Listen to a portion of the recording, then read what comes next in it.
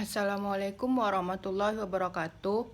Saya Siti Zafiratul Hanan, NIM 18043152. Di video kali ini saya akan menjelaskan tugas 7 Sistem Informasi Manajemen. Yang pertama pada buku Kelly. Pertanyaan pertama, diskusikan berbagai cara membayar online di B2C. Metode mana yang Anda pilih dan mengapa? Yang pertama, online payment. Caranya itu yang pertama ATM otomatis. Metode pembayaran ini khususkan untuk transaksi online via shopping chart. Setelah selesai berbelanja, dapat langsung pergi ke ATM terdekat untuk melakukan pembayaran sesuai dengan kode perusahaan dan ID pesanan yang diberikan setelah selesai melakukan belanja.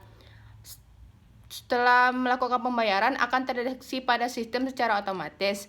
Struk ATM harus disimpan sebagai bukti pembayaran atau pelunasan. Yang kedua, internet banking. Layanan lengkap internet banking dari berbagai bank memudahkan pelanggan melakukan online payment. Pastikan sudah memiliki akun layanan internet banking tersebut.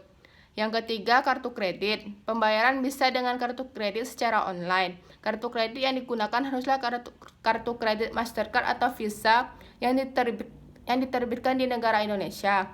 Data pembeli seperti nama, alamat, nomor telepon, dan lain-lain harus sama dengan data pemilik kartu kredit. Selanjutnya, offline payment. Yang pertama, bayar di tempat atau COD atau cash on delivery. Layanan pembayaran COD adalah pembayaran yang dilakukan pada saat barang diterima. Metode ini berlaku untuk pesanan via telepon dan online chat. Pembayaran ini berlaku dengan syarat dan kondisi tertentu, serta hanya untuk yang berada di wilayah jangkauan pelayanan pengantaran oleh armada. Pembayaran COD dapat berupa tunai atau menggunakan kartu debit maupun kredit card pelambang Mastercard atau Visa. Convenience fee dikenakan pada kartu kredit tertentu. Yang ketiga, transfer bank. Metode ini merupakan pembayaran melalui transfer bank seperti pada umumnya. Jika belanja melalui ATM shopping chart, maka nomor rekening untuk transfer akan muncul pada halaman pembayaran shopping chart. Jika ingin belanja secara offline, sales officer akan menginformasikan nomor rekening resmi perusahaan. Jika melakukan setoran tunai ataupun transfer via ATM, melakukan transfer pasti sesuai dengan nilai transaksi supaya staf lebih mudah untuk memverifikasi dana yang ditransfer, dan juga harus melakukan konfirmasi pembayaran via website perusahaan untuk transaksi online. Sedangkan untuk transaksi offline, silakan informasikan setelah melakukan transfer pembayaran kepada sales officer. Metode yang saya pilih adalah internet banking dan COD. Karena dengan internet banking bisa melakukan pembayaran di mana saja tanpa harus ke ATM terlebih dahulu. Dengan COD, kita hanya menunggu barang yang dipesan sampai lalu membayar pesanan tersebut. Pertanyaan kedua, diskusikan batasan utama e-commerce. Manakah dari batasan berikut yang kemungkinan besar akan menghilang? Mengapa?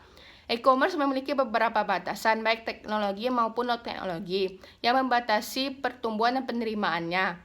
Salah satu keterbatasan teknologi utama adalah kurangnya standar keamanan yang diterima secara universal. Selain itu, di negara-negara kurang berkembang, bandwidth telekomunikasi seringkali tidak mencukupi dan mengakses web mahal.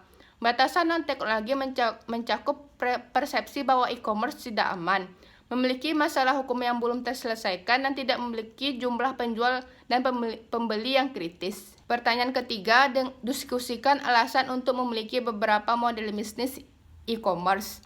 Model bisnis merupakan salah satu elemen penting dalam memulai bisnis. Model bisnis membuat perusahaan menjadi lebih terarah mengenai bagaimana, di mana, dan kapan produk yang dihasilkan akan berfungsi dengan maksimal.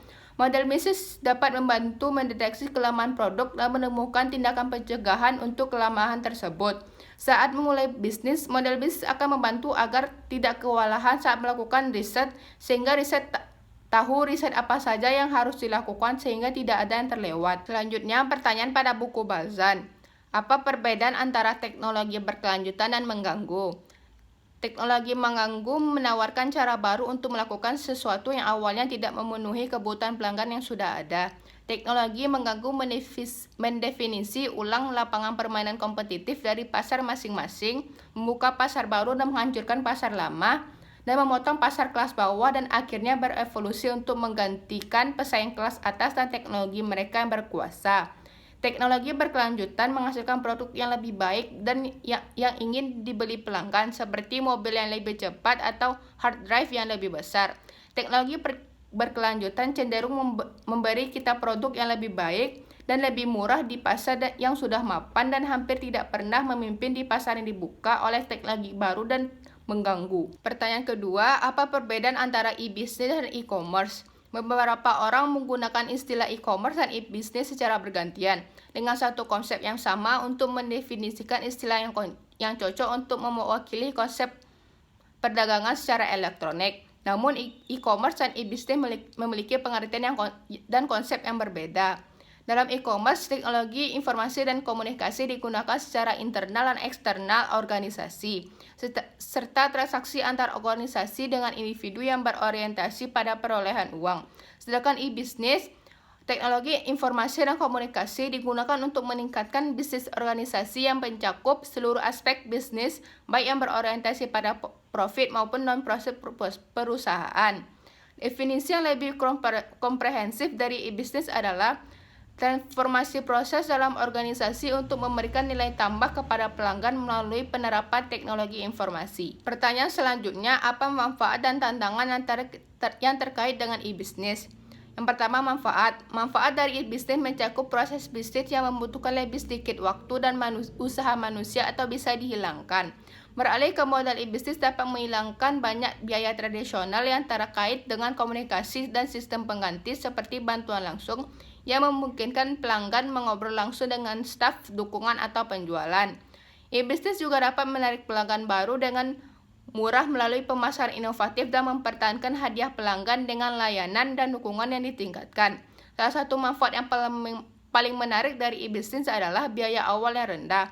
Hari ini siapapun yang dapat memulai e-business hanya dengan situs web dan produk atau layanan. Selanjutnya tantangannya yaitu yang pertama, mengidentifikasi segmen pasar terbatas. Tantangan utama e-business adalah kurangnya pertumbuhan di beberapa sektor karena keterbatasan produk atau layanan. Yang kedua, mengelola kepercayaan konsumen. Kepercayaan pada pertukaran e-business patut mendapat perhatian khusus. Pemisahan fisik pembeli dan penjual, pemisahan fisik pembeli dan barang dagangan, dan persepsi pelanggan tentang risiko berbisnis online memberikan tantangan yang unik. Yang ketiga, menjamin perlindungan konsumen. Sebuah organisasi yang ingin berdominasi dengan layanan pelanggan yang unggul sebagai keunggulan kompetitif tidak hanya harus melayani tapi juga melindungi pelanggannya, menjaga mereka dari barang dan komunikasi yang tidak diminta, barang ilegal atau berbahaya, informasi yang tidak memadai tentang barang dan pemasok, pelanggaran privasi dan penyalahgunaan informasi pribadi, dan penipuan online. Yang keempat, mematuhi aturan perpajakan.